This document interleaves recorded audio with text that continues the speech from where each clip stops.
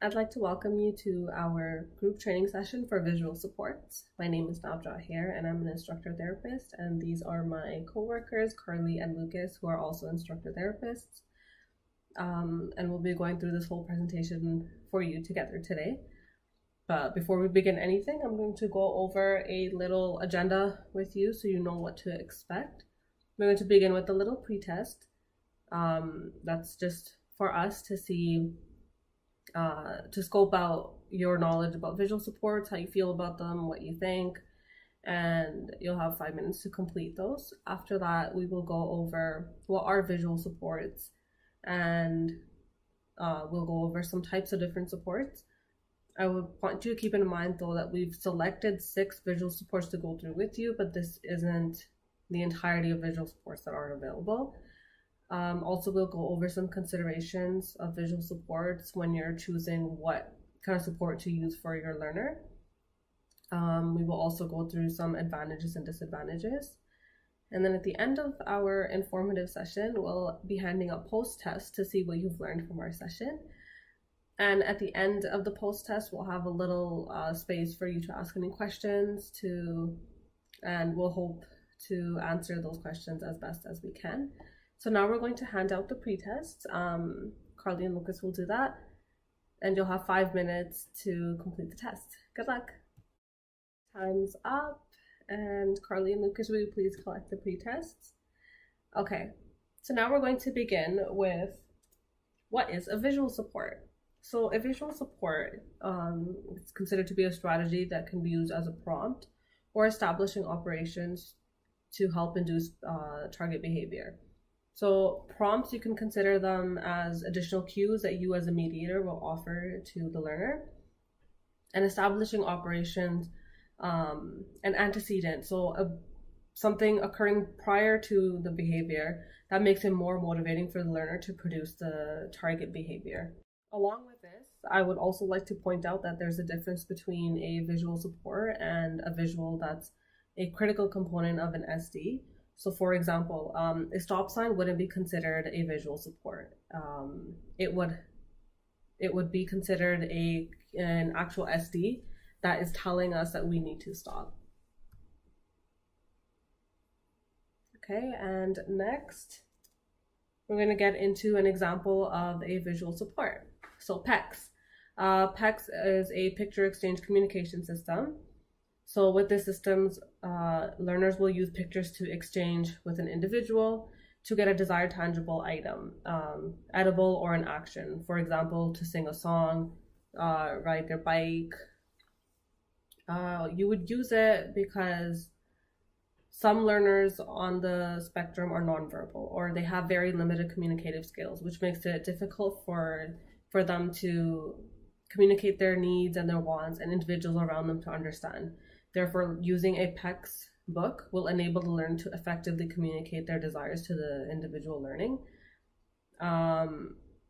Because it's an augmentative communicative method, PECS should be used at any given opportunity of communication. So therefore, the learner should always carry a PECS book with them, as this may or may not be a sole form of communication for them, and it would be an individualized PECS book that will consist of acquired items or actions that he or she can command for. So I have right here an example of a PECS book. So in here will be acquired PECS by the learner. So for example, this learner has acquired the PECS of tablet and donuts. So if he would like to access to his tablet, he will simply remove the PECS from his book and hand it over to you, the mediator. And then you will give the learner the access to tablet. And it's as simple as that, picture exchange communication system. The learner hands you the picture of the desired item and you provide them access to it. And it's as simple as that. Our next visual support is a token board. So a token board is exactly that. It's a board created for the learner to collect tokens for a correct response. And then once the required number of tokens have been collected, the learner will gain access to the reinforcer he or she were working for. It's not practical or effective to deliver powerful reinforcers every single time a learner emits the correct response. This can create saturation. The learner will get bored because they'll be getting the reinforcer very, very quickly. And therefore, a token board can be used as differential reinforcement. So you can offer them the reinforcement of the token instead of giving them access to the reinforcer right away. It is recommended that you begin by introducing the reinforcing system, token reinforcement system, with just one token equivalent to what the learner is working for. So you would ask them, what are you working for today? And let's say they've chosen Smarties. You place Smarties right here and ask them the behavior that you're required from them. They participate in the behavior. You say, good job for answering the question, and then you give them the token, and they can place a token here. And as they can see that their one token is equivalent to their reinforcer.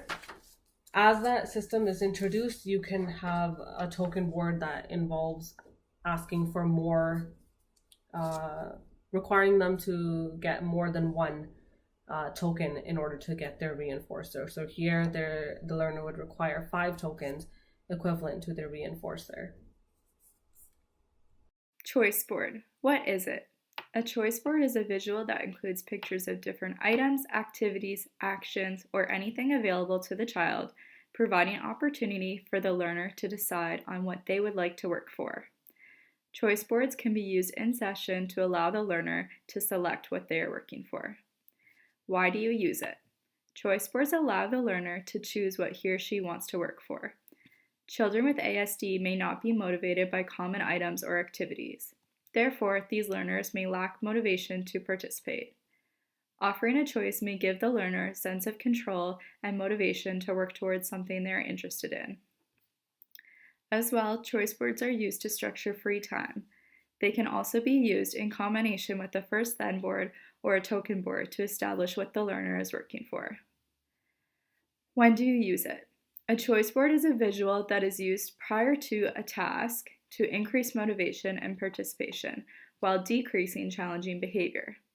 For example, before running a program, the instructor therapist would show the child their choice board and ask them to select what they are working for.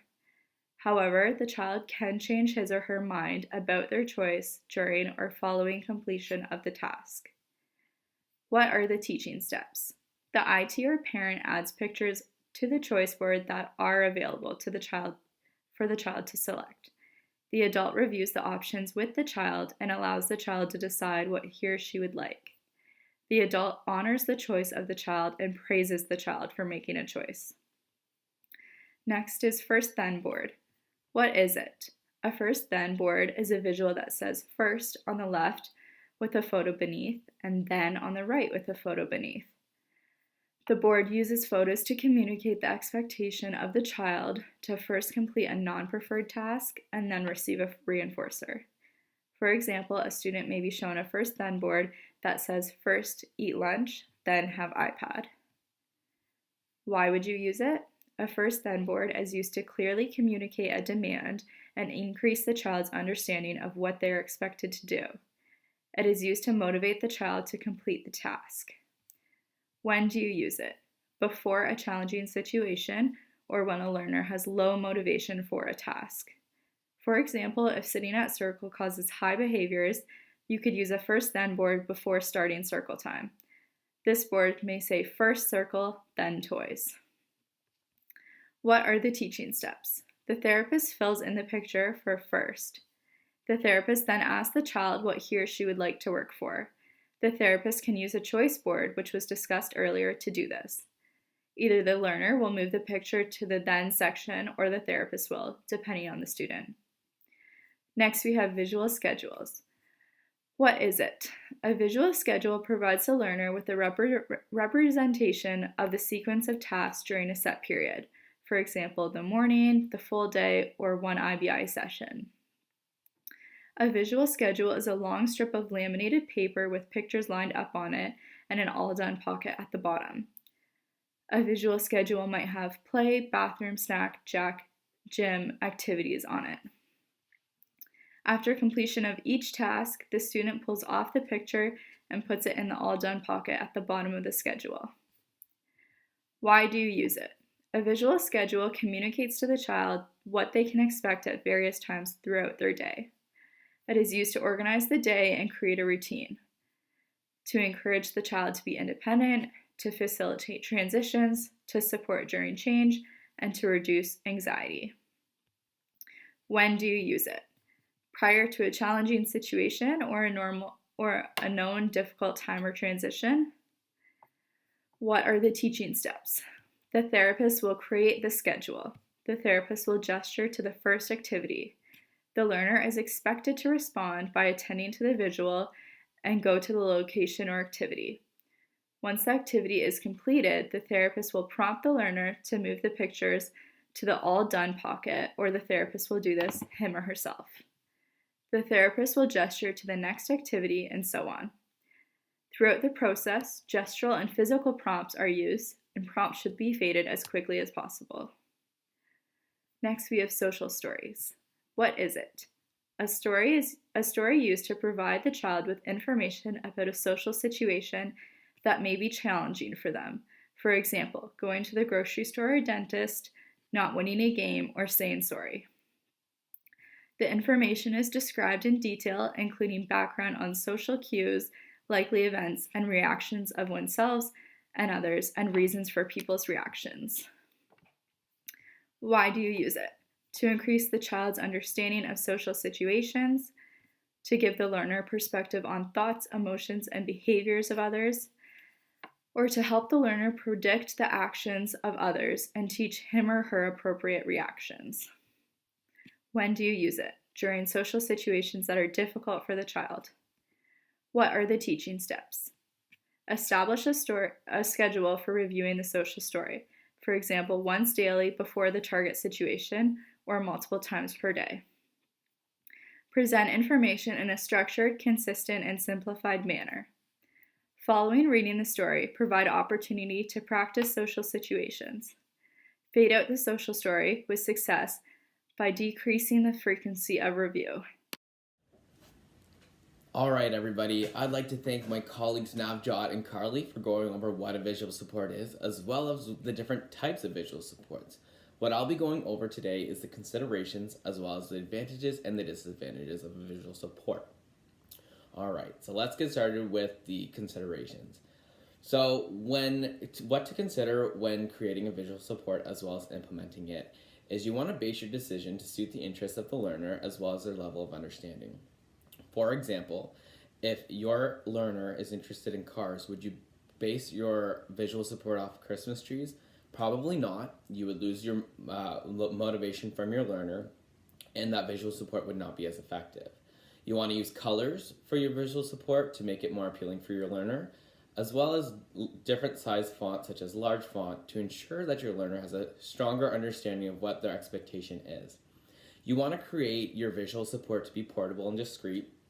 The reason why you want to keep it portable is, for example, if you work in a classroom environment, you'll be traveling from the classroom to the gym, in the hallway, you'll be traveling to the learning commons, you will be traveling outside for recess.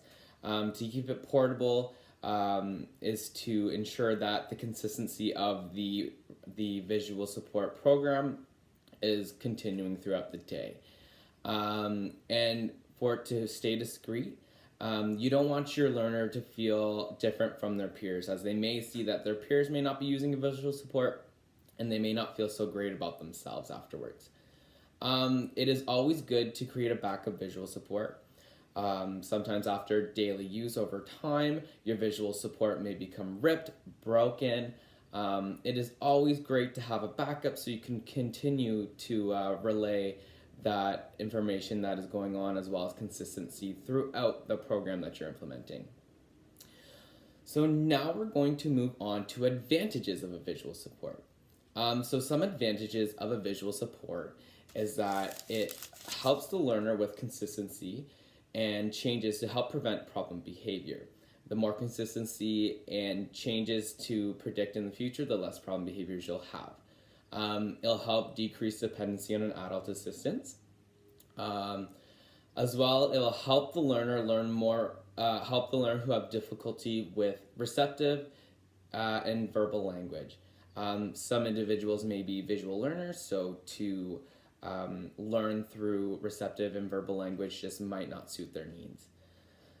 Some disadvantages of visual supports is that if you don't have a background in ABA or have knowledge about autism spectrum disorder in general, the assumption is that visual supports are the most effective prompts for learners. That's not the case. There's some different prompts out there, such as verbal prompts, modeling, written prompts that might suit the needs of other learners as well, not just visual. Another assumption is that all learners who have been diagnosed with ASD need visual support. That's also not the case. This is just a general rule. A lot of people out there actually are visual learners, such as myself. Others learn through being told something verbally, something they may read, so that's written. Some also learn through modeling. There are different types of learning out there, and it's just a stereotype that individuals who have ASD are strictly visual learners. Another disadvantage is that learners become prompt dependent. That in the future would need to be faded out in order for the learner to become more independent when going through with routines and transitions. All right, so now that we've gone over what a visual support is, the types of visual supports, the considerations, the advantages, and the disadvantages, we are now going to move on to the post-test. Don't worry, this is not a graded test. This is to see how well we've done as presenters to relay the information that we've just gone over. So you will be given 5 minutes to complete this test, and we can go on over it later, and we'll go over some questions. All right, so now that we have finished and completed the post-test, does anybody have any questions, concerns? We're more than willing to answer any questions that you have. If not, that's okay. We can provide our email as well. If you have any questions after this session that you would like to ask, give us an email. We will not hesitate to answer them to the best of our ability, so we can help with you guys in the future. All right. Thank you very much for listening to our presentation, and we hope you learned a lot from it. Thanks.